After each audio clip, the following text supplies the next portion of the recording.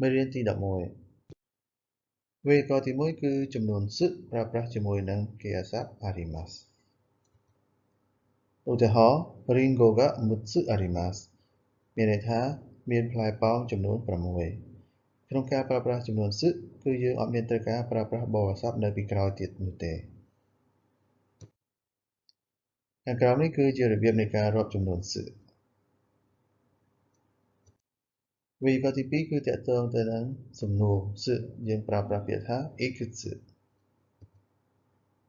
ឧទាហរណ៍សំណួរ Ringo ga ikutsu arimasu ka មានន័យថាតើមានផ្លែប៉ោមចំនួនប៉ុន្មានដែរចម្លើយ 11 arimasu មានន័យថាមានចំនួន11វេយ្យាករណ៍ទី3គឺទាក់ទងនឹងការប្រើប្រាស់សិស្សជាមួយនឹងគេហស័ព្ទដែលត្រូវការកម្មបត្តិឧទាហរណ៍ Ion de Ringo o 3 kaimashita គ្រានេះមានន័យថាខ្ញុំបានទិញផ្លែប៉ោមចំនួន3ផ្លែនៅផ្សារទំនើប Ion វេយ្យាករណ៍ទី4គឺទាក់ទងទៅនឹងពាក្យថា mai ដែលមានន័យថាបន្ទះឬក៏សន្លឹកដែលយើងប្រើប្រាស់សម្រាប់រាប់របស់ស្ដើងឧទាហរណ៍ CD ga 6 mai arimasu មានន័យថាមាន CD ចំនួន6បន្ទះខាងក្រោមនេះគឺជារបៀបនៃការរាប់ចំនួន mai វេយ្យាករណ៍ទី5គឺទាក់ទងទៅនឹងពាក្យថា dai ដែលបង្ហាញអំពីចំនួនគ្រឿងសម្រាប់ប្រើប្រាស់រៀបរាប់អំពីគ្រឿងម៉ាស៊ីនជាដើមឧទាហរណ៍ Terebi ga 1 dai arimasu គ្រានេះមានន័យថា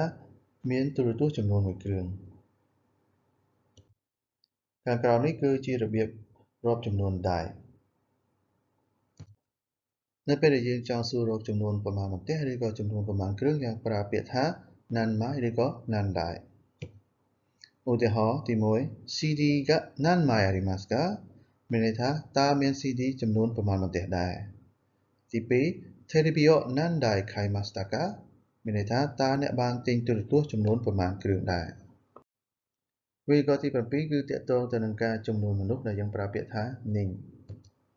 ឧទាហរណ៍ 学生が23人いますគ្រានេះមានន័យថាមានសិស្សចំនួន23នាក់ខាងក្រោមនេះគឺជារបៀបនៃការរាប់ចំនួនមនុស្សដែលយើងហៅថា nin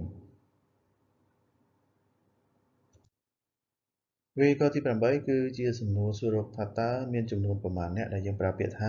nannin ឧទាហរណ៍ Kodomo ga nannin imasu ka